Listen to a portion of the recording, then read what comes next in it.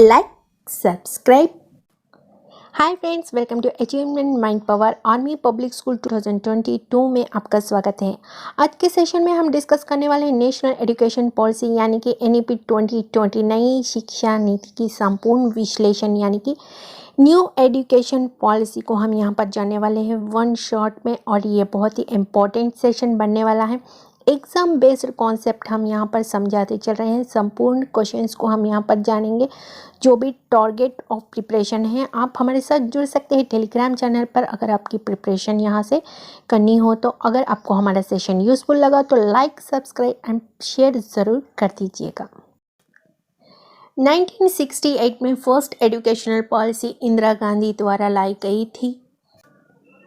1986 को दूसरी national education policy लाई गई जो राजीव गांधी गवर्नमेंट द्वारा आई थी। 1992 को इसे मॉडिफाइड किया न्यू एजुकेशन पॉलिसी को PV नरसिम्हा राव गवर्नमेंट द्वारा। तो यहाँ पर इन्होंने जो चेंजेस लाए हैं वे भी हम देखते हैं। ये बहुत ही मोस्ट इम्पोर्टेंट टॉपिक्स है। RTI एक्ट 2009 12 दिसंबर 2002 में बनी थी। ये कॉन्स्टिट्यूशन 8 एब्रेंट एक्ट 2002 अंडर आर्टिकल 21 में इसे लाया गया। 26 अगस्त 2002 में इसे लागू किया गया। 1 अप्रैल में सारे देश में इसे लागू किया गया एक्सेप्ट जम्मू एंड कश्मीर। इसकी देखरेख NCPCR यानी कि national council for protection of child के अंडर रही थी। 2009 RTI 2009 का मुख्य उद्देश्य यही था, every child between the age of 6 to 14 years has to right to free and compulsory education. इसका मुख्य उद्देश्य यही था कि 6 से 14 वर्ष के उम्र के बच्चों को फ्री एंड कंपल्सरी एजुकेशन दिया जाए। इसी के रिलेटेड चेंजेस लाए गए हैं जो न्यू एजुकेशन पॉलिसी में बहुत ही बेहतरीन है, सभी को यूज़फुल एंड बहुत ही इंटरेस्टेबल है, सभी के लिए बहुत अच्छा। न्यू एजुकेशन पॉलिसी में न्यू चेंजेस लाए गए हैं जो कि बहुत ही यूज़फुल हैं and different type of policies के द्वारा हम यहाँ पर एजुकेशन को और बेहतरीन बना रहे हैं। तो चलिए देखते हैं। स्मृति ईरानी जो HRD मिनिस्टर 2005 के हैं, इन्होंने 2040 में BJP मैनिफेस्टो में न्यू एजुकेशन पॉलिसी को के बारे में कहा था, मैनिफेस्टो में शामिल किया गया था। स्मृति ईरानी एंड TSR सुब्रमण्यन द्वारा जो 2014 BJP मैनिफेस्टो में से न्यू एजुकेशन पॉलिसी को शामिल किया गया, इसकी एक कमेटी बनी गई जो रिपोर्ट किया गया 7 मई 2016 में इसे शामिल किया गया। कमेटी द्वारा यहाँ एक कमेटी फॉर्म करके इस पर विचार किया गया। डॉक्टर के कस्तूरी रंगा द्वारा new committee was formed. New education committee डाली गई जो 31 मई 2019 को। इसमें 9 मेंबर्स की शामिल थी। Draft of national education policy 2019 में इसे लाया गया है, यानी कि नेशनल एजुकेशन पॉलिसी जो न्यू एजुकेशन पॉलिसी है ये कस्तूरी रंगा द्वारा ही मुख्य अध्यक्ष माना जा रहा है यहाँ पर। और जो 2009 के हैं वे उनका मुख्य अध्यक्ष है डॉक्टर यशपाल कमेटी द्वारा जो कोटारी कमीशन थी उनके द्वारा 2009 में जो इम्प्लीमेंट की गई है एजुकेशन पॉलिसी में, राइट एजुकेशन पॉलिसी में, वही पॉलिसी को इम्प्लीमेंट करके उसी में चेंजेस लाके अभी जो के कस्तूरी रंगा है इन्होंने न्यू एजुकेशन पॉलिसी को लाए हैं। मुख्य चेंजेस ये है कि जो 2009 में RTE राइट टू एजुकेशन लाया गया, वहाँ पर 6 से 14 साल के उम्र के बच्चों को फ्री एंड कंपल्सरी एजुकेशन के उद्देश्य से उसे निर्माण किया गया। लेकिन न्यू एजुकेशन पॉलिसी में MHRD यानी कि minister of human resource development, new education policy में MHRD यानी कि minister of human resource development का नेम चेंज करके एजुकेशन मिनिस्टर रखा गया। जो 2009 में जो फॉर्मेट थी एजुकेशन की 10+2, वहाँ पर चेंजेस लाके 5+3+3+4 की फॉर्मेट चेंज गई। और जो हायर एजुकेशन है इनमें भी बहुत सी चेंजेस लाए गए। स्मृति ईरानी द्वारा जो मैनिफेस्टो BJP में रखा गया वो उसका मुख्य उद्देश्य यानी कि वहाँ ऑब्जेक्टिव्स ये रहे to improve the quality of education, education में क्वालिटी को बढ़ाया जाए। Addressing the gaps in implementation, जो गैप्स रहे हैं उन्हें इम्प्लीमेंट किया जाए। सेरेबिलिटी ऑफ एजुकेशन में क्रेडिबिलिटी लाया जाए। Universal of education achieving gold standard of education, जो 2020 का मुख्य उद्देश्य है वो यूनिवर्सल सभी के लिए एजुकेशन जो अचीविंग है वो global and standard of education को यूनिवर्सली अप्लाई किया जाए, इम्प्लीमेंट किया जाए। ये 2020 का मुख्य उद्देश्य रहा, ऑब्जेक्टिव रहा। मोस्ट इम्पॉर्टेंट चेंजेस जो आई है न्यू एजुकेशन पॉलिसी 2020 में HRD मिनिस्टर को यहाँ चेंज करके मिनिस्टर ऑफ एजुकेशन रखा गया। Next, GDP investment in education increase from 1.6% to 6% तक यहाँ इंक्रीज किया गया GDP invest. Focusing in gross enrolment ratio it will be increase to 50% by 2035। Gross enrolment ratio को 2035 तक 50% इंक्रीज करने के लिए फोकस किया जा रहा है न्यू एजुकेशन पॉलिसी में। ये कुछ चेंजेस लाए हुए हैं, और भी चेंजेस है वे भी हम डिस्कस करते हैं। एकेडमिक स्ट्रक्चर को देख लेते हैं। जो पहले था एग्जिस्टिंग था, जो न्यू वाला एजुकेशन स्ट्रक्चर बना है, वे दोनों के बीच जो डिफरेंसेस है वे भी हम यहाँ पर देख लेते हैं। फर्स्ट जो एजुकेशन पॉलिसी रही है 2009 के अंडर, यानी राइट टू एजुकेशन के अंडर, RTE के अंडर जो एकेडमिक स्ट्रक्चर थी वो 10+2 की थी, जो एज 10 ईयर से लेके 16 ईयर्स तक की थी, और 2 ईयर्स 16 से एबोव वाले चिल्ड्रंस के लिए थी, जो 10+2 10th और इंटरपेस रिलेटेड एकेडमिक स्ट्रक्चर रही थी RTE के अंडर। जो न्यू एजुकेशन स्ट्रक्चर बनी है एकेडमिक स्ट्रक्चर, इसके डिफरेंशियस भी हम देख लेते हैं। ये डिफरेंशियस आई होप आपको बहुत यूज़फुल होंगे। जो एग्जिस्टिंग है, जो अभी के चेंजेस हुए हैं, दोनों में कंपैरेबिलिटी आपको समझ आ रही होगी, ताकि आप इजी में जो प्रीवियस के पूछे जाए या आगे जो न्यू एजुकेशन चेंजेस पूछे गए, आप इजी से आंसर कर पाए। इस प्रकार हमारी लर्निंग होगी कि जो RTE के अंडर जो एग्जिस्टिंग स्ट्रक्चर रही और जो न्यू एजुकेशन पॉलिसी में जो एकेडमिक स्ट्रक्चर रही, इन दोनों को कंपैरेटिविटी करते हुए हम लर्निंग कर रहे हैं, ताकि हमारे क्वेश्चन किसी भी हालात में हम अटेम्प्ट कर पाए विदाउट कन्फ्यूजन के साथ। आई होप आपका कन्फ्यूजन यहाँ पर हम क्लियर करके ही रह रहे हैं, क्लियर करते हुए चल रहे हैं। अब तक हमने एग्जिस्टिंग एकेडमिक स्ट्रक्चर देखी थी, अब हम रिवाइज्ड एकेडमिक स्ट्रक्चर जो NP 2020 न्यू एजुकेशन पॉलिसी के बारे में देखेंगे। पेडागोगिकल सिस्टम यहाँ पर अप्लाई किया गया है एकेडमिक स्ट्रक्चर में। 5+3+3+4 एकेडमिक स्ट्रक्चर होगी, जो 5 ईयर्स होंगे क्लास 1 to 2 तक, जो एज है 3 to 6 years and age 6 to 8 years में डिवाइड किया गया है। ये फाउंडेशनल स्टेज होगी, जो बच्चे आंगनवाड़ी, प्री स्कूल, बालवाटिका जो इनके द्वारा शिक्षा ग्रहण करेंगे, प्राप्त करेंगे, और ये 3 ईयर से ही यहाँ पर शुरू हो जाता है न्यू एजुकेशन सिस्टम के हिसाब से।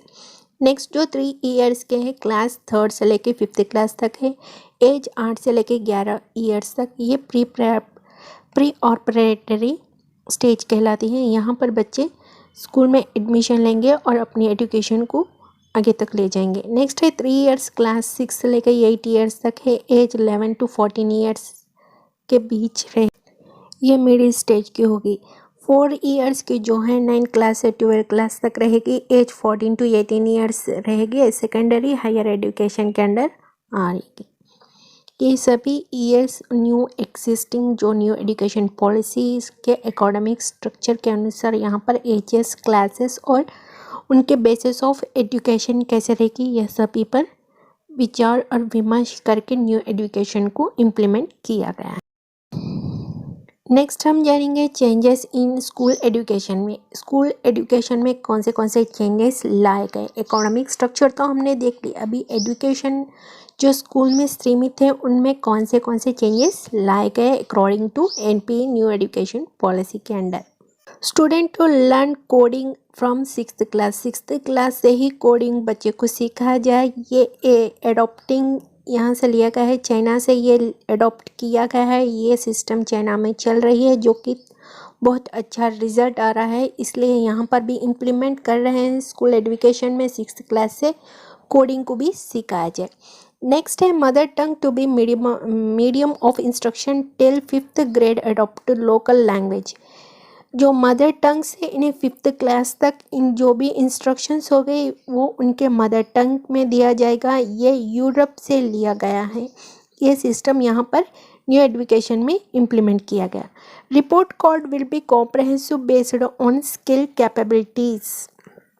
रिपोर्ट कार्ड इनके ग्रेडिंग के हिसाब से नहीं होगी, उनके स्किल्स जो भी लर्न कर रहा है बच्चा, जो भी स्कूल से जब बाहर जाएगा उसकी कोई ना कोई एक स्किल में वो डेवलप हो जाएगा, उसकी स्किल एंड उसकी कैपेबिलिटी के अनुसार ग्रेडिंग दी जाएगी। 360 डिग्रीज प्रोग्रेस कार्ड होगी, जो वहाँ पर एकेडमिक, प्रैक्टिकल, को करिकुलर इन तीनों को शामिल किया जाएगा। जब बच्चा स्कूल से आउटसाइड जाएगा तब पूरी एजुकेशन कंप्लीट करके जाएगा, उसमें कोई एक स्किल तो वो डेवलप करके ही जाएगा। जो एक स्किल जो भी उसके इंटरेस्टिंग है वो स्किल को वो डेवलप करके जाएगा और उसमें उसका को करिकुलर भी हो सकता है, शामिल हो सकता है।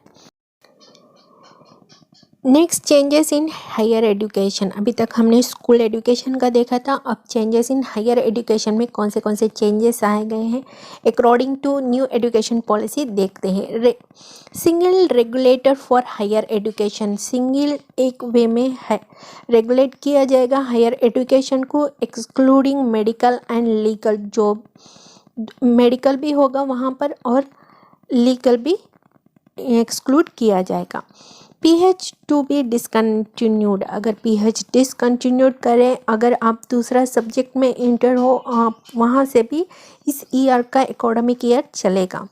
फ्लेक्सिबिलिटी ऑफ सब्जेक्ट्स में फ्लेक्सिबिलिटी लाया जाए। Public investment in education to reach 6% of GDP at the earliest. Public जो इन्वेस्ट कर रही है इन एजुकेशन के प्रति वो भी इंक्रीज किया जाए 6% जीडीपी के साथ वहाँ पर रीच हो पाए। ये हायर एजुकेशन के कुछ चेंजेस लाए हुए हैं। और भी चेंजेस है हायर एजुकेशन, वे भी देख लेते हैं। होलिस्टिक अंडर ग्रेजुएट प्रोग्राम्स के अंडर फ्लेक्सिबल करिकुलम रहे और वोकेशनल सब्जेक्ट्स रहें, जो भी इंटरडिसिप्लिनरी कॉम्बिनेशन ऑफ सब्जेक्ट, किसी को एक कॉम्बिनेशन नहीं, जो उसके इंटरेस्ट होगा बच्चे के उसी इंटरेस्ट के अनुसार वो सब्जेक्ट चूज़ करेगा, ना कि किसी के कोर्स के हिसाब से। अगर उसे कोई एक कोर्स पसंद है, एक सब्जेक्ट पसंद है, उसके अनुसार ही उसकी शिक्षा आगे चलेगी। इंटरेस्ट के अनुसार सब्जेक्ट की सिलेक्शन होगी। ये मोस्ट इम्पॉर्टेंट चेंज लाया गया है न्यू एजुकेशन पॉलिसी में। उसे कोई एक सब्जेक्ट के प्रति फोकस ना किया जाए, जो उसे इंटरेस्ट होगी वही वो आगे तक अपनी इंटरेस्ट को ले जा सकता है। अगर वो उसे एजुकेशन में, अगर ग्रेजुएशन में उसे वो सब्जेक्ट पसंद नहीं आए तो वो चेंज भी कर सकता है education. Interesting education combination of subject वो चूज़ कर सकता है। नेक्स्ट है लैंग्वेजेस में जो है वो संस्कृत को शामिल किया जाएगा। Other classical language plus literature को भी यहाँ पर उसे शामिल किया जाएगा अंडर 2000 न्यू एजुकेशन पॉलिसी के अंडर। हायर एजुकेशन कल्चर को बढ़ाने के लिए मल्टीडिसिप्लिनरी एजुकेशन रिसर्च यूनिवर्सिटी यानी मेरू बनाया जाएगा। Higher education commission of India HECL higher education के लिए एक सोल बॉडी और हाई इम्पोर्टेंस दिया जाएगा, exclude medical and legal education को एक्सक्लूड करते हुए। नेक्स्ट चेंजेस फॉर टीचर्स के लिए क्या चेंजेस लाए गए हैं अंडर न्यू एजुकेशन पॉलिसी के अंडर, वो भी देख लेते हैं। अब इतने चेंजेस आ ही गए हैं तो न्यू एजुकेशन पॉलिसी में टीचर के फ्रेमवर्क में भी बहुत चेंजेस लानी ज़रूरी थी। NCERT द्वारा नेशनल करिकुलम फ्रेमवर्क में भी टीचर एजुकेशन में कुछ चेंजेस लाए गए। NCFTE 2021 के अंडर बहुत से चेंजेस लाए गए ताकि टीचर्स के करिकुलम में भी चेंजेस आए, टीचर के एजुकेशन में भी चेंजेस लाए गए। यहाँ पर जो 2030 के अंडर चलते, यहाँ पर minimum degree qualification 4 year integrated course कर दिया गया और बीएड के साथ। यहाँ पर टीचर में जो क्वालिटी है, एजुकेशन क्वालिटी को भी बढ़ाया गया है। There will be no difference between private and government education. Education के प्रति जो प्राइवेट स्कूल्स है, जो गवर्नमेंट स्कूल्स है, जो भी गवर्नमेंट रिलेटेड बॉडीज है, जो प्राइवेट है, इनमें दोनों में इक्वल एजुकेशन इस्टेब्लिश किया जाए। और टीचर के जो भी अंडर चेंजेस आए हैं फ्रेमवर्क में और करिकुलम में, इन्हें ट्रेनिंग भी अच्छी से दी जाए, ताकि एक जो क्वालिटी ऑफ एजुकेशन है, जो न्यू एजुकेशन पॉलिसी की है, जो बच्चा जो भी सीखता है नेक्स्ट एंडिंग तक वो अपने एक स्किल डेवलपमेंट करके ग्लोबलाइजेशन एजुकेशन पॉलिसी को इम्प्लीमेंट किया जाए। यही है नेशनल न्यू एजुकेशन पॉलिसी के अंदर जो भी चेंजेस लाए गए हैं school, higher education and teachers के बीच, ये सभी हमने डिस्कस कर लिया है। अगर कुछ रह गया तो हम नेक्स्ट वो भी इम्प्लीमेंट कर देंगे नेक्स्ट सेशन में। तो आई होप आपको सेशन अच्छे से समझ आ गया होगा। अगर समझ आ गया हो तो एक लाइक यहाँ पर बनती है और सब्सक्राइब कर लीजिए, ऐसे ही न्यू लेटेस्ट अपडेट आप तक पहुँचते रहे।